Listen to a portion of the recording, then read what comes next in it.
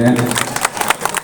இன்றைக்கு நமது காமநாயக்கம்பட்டி திருவிழா என்பது பிரசித்தி பெற்ற, இன்னும் சொல்ல போனால் தென் மாவட்டங்களில் நடைபெறுகின்ற திருவிழாக்களில் மிக பிரசித்தி பெற்ற புகழ்மிக்க பல லட்சக்கணக்கான மக்கள் கூடுகின்ற திருவிழாவை நாம் கண்கூடாக பார்த்திருக்கின்றோம். ஆகஸ்ட் 5ஆம் தேதி தொடங்கி 10 நாள் விண்ணேற்பு பெருவிழா இந்த புனித பரலோக மாத ஆலயத்தில் கொடியேற்றத்துடன் இதே இடத்துல கொடியேற்றத்துடன் தொடங்கி நமது நாடு சுதந்திரம் பெற்ற அன்றைக்கு ஆகஸ்ட் 15ஆம் தேதி 10வது திருவிழாவாக பல லட்சம் பேர் திரண்டுகின்ற அந்த காட்சியை பார்த்தோம். அது ஆண்டுதோறும் நடக்கின்ற நிகழ்வு. ஆனால் இந்த ஆண்டு இன்றைக்கு நடைபெறுகின்ற நிகழ்வை பொறுத்தவரை இது வரலாற்றில் காமநாயக்கம்பட்டியை பொறுத்தவரை வரலாற்றில் மைல்கல்லிலே குறிக்கப்பட வேண்டிய ஒரு பொன்னாள் என்பதை இந்த நேரத்தில் மயிலோடு தெரிவித்துக் கொண்டிருக்கிறேன். இந்த நிகழ்வுக்கு என்னை அழைத்த நேரத்தில் இந்த பாதர் மரியாதைக்குரிய அந்தோணி குருஸ் அவர்கள் வந்து இந்த மாதிரி எங்கள் பங்குல இந்த மறை மாவட்டத்தில் பாளையங்கோட்டை மறை மாவட்டத்திலேயே நமக்கு ஒரு சிறப்பு கிடைத்திருக்கின்றது. அது காமநாயக்கம்பட்டியில் உள்ள இந்த ஆலயத்திற்கு பசிலிக்கா என்ற அந்தஸ்து கிடைத்திருக்கின்றது. அப்போ அந்த பசிலிக்கா என்னன்னு நாங்கள் விசாரிக்கும் போது தமிழகத்திலேயே இதுக்கு முன்பாக 8 ஆலயங்கள் தான் அந்த பசிலிக்கா அந்தஸ்தை பெற்றிருக்கிறது. 9வதாக நம்முடைய ஆலயம் காமநாயக்கம்பட்டி ஆலயம் அந்த அந்தஸ்தை பெற்றிருக்கிறது. அதுக்காக விழா 28ஆம் தேதி ஏற்பாடு செய்கிறோம் சொன்னார்கள். அந்த விழாவில் பங்கேற்கின்ற நல்ல வாய்ப்பை கொடுத்த ஆண்டவனுக்கும் இந்த நல்ல நிகழ்ச்சியை நடத்தி கொண்டிருக்கின்ற அத்தனை பங்கு தந்தை உள்பட மறை மாவட்டத்தை சேர்ந்த அத்தனை நல்ல உள்ளங்களுக்கும் நெஞ்சார்ந்த நன்றியும் காமநாயக்கம்பட்டி மக்களுக்கும் நெஞ்சார்ந்த நன்றியும் இந்த நேரத்தில் நான் பணிவோடு தெரிவித்துக் கொள்கின்றேன். இதில் நான் வந்த நேரத்தில் மகிழ்ச்சிக்குரிய விஷயம் என்று சொன்னால் நம்முடைய எங்களுக்கு புதிய சட்டப்பேரவை தலைவர், உங்களுக்கு உறவினர், சொந்தக்காரர், எங்களுக்கு அன்பு நண்பர். ஏன்னா அவர் மேடையில் வச்சுக்கிட்டு கொஞ்சம் கவனமாக தான் பேசுகிறாங்க. சட்டசபையிலே ரொம்ப கவனமாக தான் பேசுவோம். அது மதத்தை பற்றி பேசினாலும் சரி, மொழியை பற்றி பேசினாலும் சரி, பண்பாட்டை பற்றி பேசினாலும் சரி, கலாச்சாரத்தை பற்றி பேசினாலும் சரி, எதுலையும் கிராஸ் பண்ணி கரெக்டாக தம்பி இந்த இடத்துல எப்படி பேசுறீங்க இது தப்புன்னு சொல்லி கரெக்டாக ஒரு சகலகல வரலாம் தான் இன்னைக்கு சபாநாயகர். அந்த சபாநாயகரை வச்சுக்கிட்டு பேசுறதுக்கு கஷ்டமான காரியம். ஆனால் இன்றைக்கு பல்வேறு பணிகளில் இன்றைக்கு அரசு பணியில் இருக்கின்றார். சபாநாயகர் தான் ஃபர்ஸ்ட். அது பிறகு நாங்கள்லாம் அமைச்சராக இருந்திருக்கோம். இருந்தாலும் எங்களுக்கு எல்லாம் ஹெட் யாருன்னா சபாநாயகர் தான். அது அரசு பணி ஒரு பக்கம். பல்வேறு பணிகள் இருந்தாலும் கூட இன்றைக்கு கூட பல்வேறு நிகழ்ச்சிகளை நான் ஒத்தி வைத்துட்டு வந்தேன்னு சொன்னார். அதற்காக நம்ம தொகுதி மக்களின் சார்பாக மாண்புமிகு சட்டப்பேரவை தலைவர் அப்பா அவர்களை நான் வருக என்று வரவேற்க கடமைப்பட்டிருக்கின்றேன். அதே போல இந்த விழாவை பொறுத்தவரை மத நல்லிணக்கத்தை நமது நாடு என்றைக்குமே போற்ற வேண்டும். அதுதான் இந்தியா ஒற்றுமைக்காக நம்ம பாலப்பத்தி இந்தியான்னு சொன்னார். நீங்கள் வேற மாதிரி இந்தியா எடுத்துக்காதீங்க. அவன் நம்ம நாட்டை சொன்னார். நம்ம நாட்டை சொல்லி இந்தியா என்றைக்கு துண்டாயிடக்கூடாது, ஒன்று போல இருக்கணும். அதுக்கு தேவை மத நல்லிணக்கம்.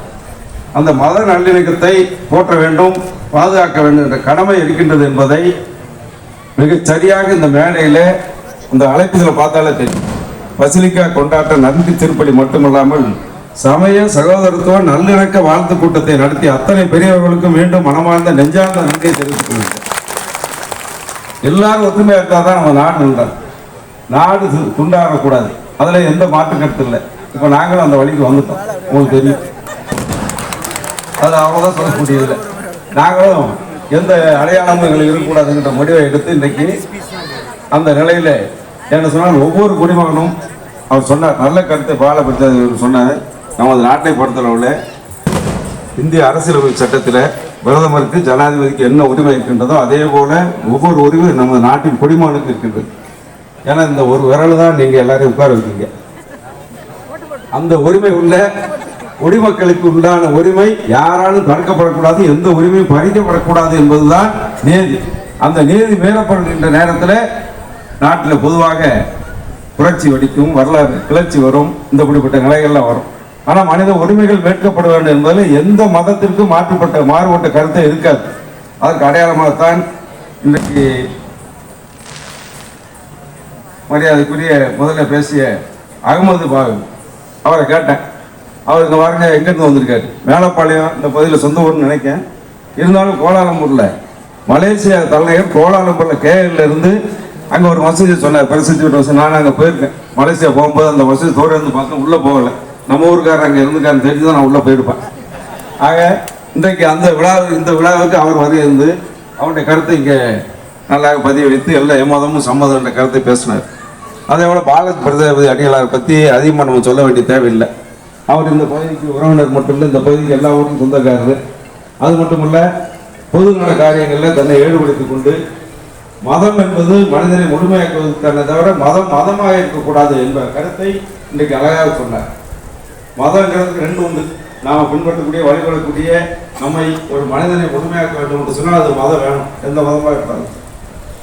ஆனால் அது மதமாக இருக்கக்கூடாது.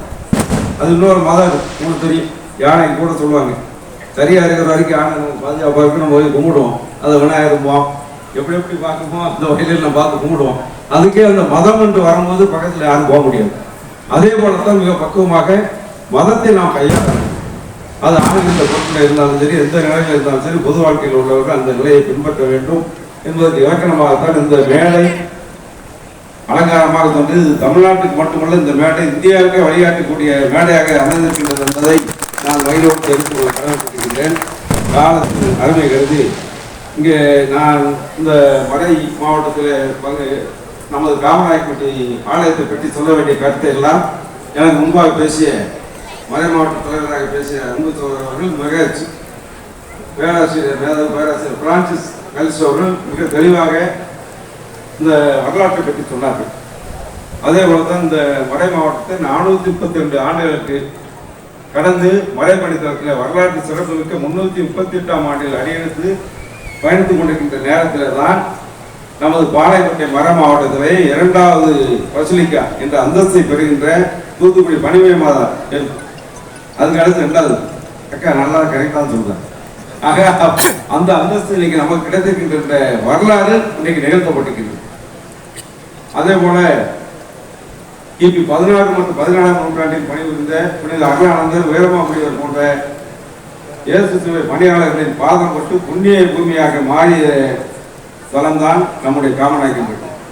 கிபி 1688ஆம் ஆண்டில் மதுரை மிஷன் அதிபராக இருந்த அருள்திரு ஜான் தி பிரிட்டோ என்ற புனித அருளானந்தர் கிறிஸ்தவ சமய மறைப்பணிக்கு சிறந்த இடமாக இருக்குமென இவ்வூரை தேர்ந்தெடுத்ததுதான் நமது ஊர் காமநாயக்கன்பட்டி. இவ்வளவு வரலாறு உண்டு நமது ஊருக்கு. தமிழகத்தில் மட்டுமல்லாமல் இந்திய துணைக்கண்டத்தில் மட்டும் அல்ல, அதை தாண்டி ரோமிலே உள்ள அங்கே கோப்பாண்டவர் ஸ்தலத்துக்கு வரைக்கும் நமக்கு காமநாயக்கன்பட்டியுடைய பேர் புகழ் இன்றைக்கு பரிசாற்றப்பட்டிருக்கிறது. அதே போல இங்க மரவ மண்ணின் பரிசாட்சி புனித அருளானந்த தளத்தில் பணியாற்றியது புனிதத்தின் தொடக்கம் என்றால், தமிழ் உலகம் போற்றும் சேம்பாவணி காவியத்தை படுத்த வீரமாமுனிவர் இத்தாலி நாட்டில் இருந்து இங்கே வந்து 7வது பங்கு தந்தையாக இருந்த நேரத்தில் தான் அவர் தமிழ் தொண்டாற்றினார்.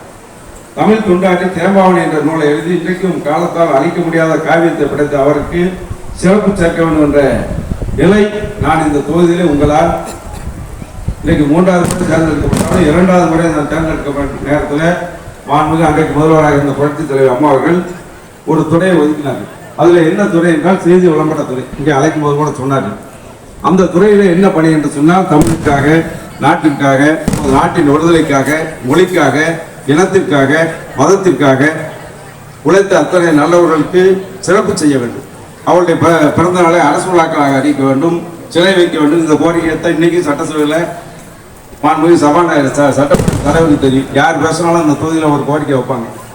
அந்த வகையில தான் நானும் கோரிக்கை வைக்க இருந்த இடத்துல இருந்த என்னை அதே துறைக்கு அமைச்சராக்கிய நேரத்தில் அந்த வாய்ப்பை பயன்படுத்தி முதலமைச்சர் அன்றைக்கு இருந்த முதலமைச்சர், இன்றைக்கு எதிர்கட்சி தலைவர், நவம்பர் 11/11/2020 தூத்துக்குடியில் ஆய்வு கூட்டத்துக்கு வந்த நேரத்தில் இங்கேயே வச்சு, தூத்துக்குடியிலே வச்சு எங்கள் மாவட்டத்துக்கு, இந்த காமநாயக்கன்பட்டிக்கு வீரமாமுனிவருக்கு மணிமண்டபம் கட்டப்படும் இந்த அறிவிப்பை நீங்கள் வெளியிட வேண்டும் என்று சொல்லி அவரை அறிவிக்க வைத்து, அதற்கு பிறகு ஆண்டவன் எனக்கு கொடுத்த வாய்ப்பாக அந்த கோப்பில் நான் கையெழுத்திடுகின்ற வாய்ப்பை பெற்றேன்.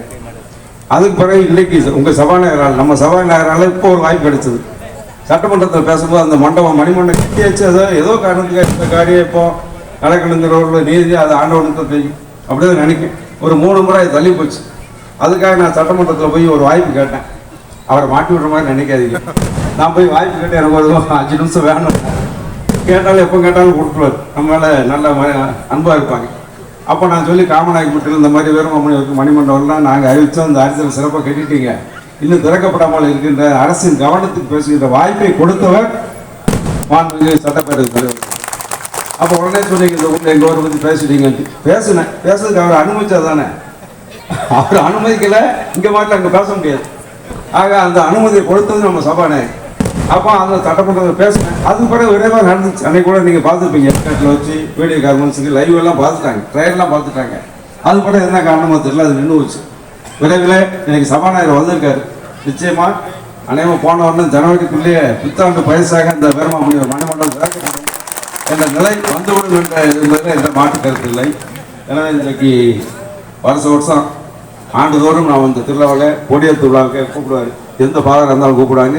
நான் அந்த மரியாதைக்குரிய அந்தோணி குரஸ் அவர்களை இந்த அழைப்புதல் வரும்போது, இந்த நிகழ்ச்சிக்கு அழைக்கும் போது நான் சொன்னேன், நீங்கள் ரொம்ப கொடுத்து வைத்தவர்கள். ஏன்னு சொன்னால் எத்தனை மறை மாவட்ட தந்தைகள் இருந்தாலும் கூட நீங்கள் இங்கே பங்கு தந்தையாக இருக்கிற நேரத்தில் தான், இந்த நேரத்தில் இன்னைக்கு உங்களுக்கு வாய்ப்பாக ஆர்டர் கொடுத்தது இந்த பசிலிக்கு அந்த அந்தஸ்து கிடைத்து அந்த நிகழ்ச்சி நடத்துகின்ற வாய்ப்பு யார் காலத்தில் இப்போ வீரமாமுனிவர் பல நூற்றாண்டுகள் முன்பு வாழ்ந்தாலும் நம்ம இன்னைக்கு பேசுகிறோம். அதே போல் இந்த பசுலிக்கா என்ற அந்தஸ்து கிடைச்சதை பற்றி பேசும்போது அந்தோணி கிராஸ் அவருடைய பெயரும் இந்த நிச்சயமாக இருக்கும். நாங்களும் அந்த கலந்து விட்டோம் என்ற பெயரும் அந்த வாய்ப்பும் எங்களுக்கு இருக்கும். அந்த வாய்ப்பை தந்த ஆண்டவனுக்கும் உங்களுக்கும் நெஞ்சார்ந்த நன்றியை தெரிவித்து நன்றி கூறி விடைபெறுகின்றேன். நன்றி, வணக்கம். மதத்திற்கு மதம் பிடித்தால் என்னவாகும் என்று ஒரு கேள்வி கணையை எழுப்பி தமிழ்நாடு, இந்தியா ஆகிய அனைத்திற்குமே மத நல்லிணக்கம் கூடிய ஒரு மேடையாக இந்த மேடை அமைந்துள்ளது. மணிமண்டபம் இரு கட்சிகளுமே இரு ஆட்சிகளுமே மாறி மாறி சப்போர்ட் செய்ததுனாலதான் இந்த அளவில் அந்த மணிமண்டபம் உயர்ந்திருக்கிறது. அது கூடிய சீக்கிரத்தில் திறக்கப்பட வேண்டும். அதுவும் இது போல ஒரு நல்லிணக்க மேடையாக அமைந்தால் மிக முத்தாய்ப்பாக சிறப்பாக இருக்கும் என்று இந்த நேரத்தில் அந்த கோரிக்கையை கண்டிப்பா வருவாங்க சார், வருவாங்க. இது நம்மளுடைய பரலோக தாய் அதை நடத்தி வைப்பார்கள் என்ற இந்த மேடையில் அறிவித்து ஐயா அவர்களுக்கு நன்றிகளையும் பாராட்டுகளையும் கரவொலி எழுப்பி தெரிவித்துக் கொள்வோம். நன்றி, நன்றி, நன்றி. அடுத்தபடியாக முன்னாள்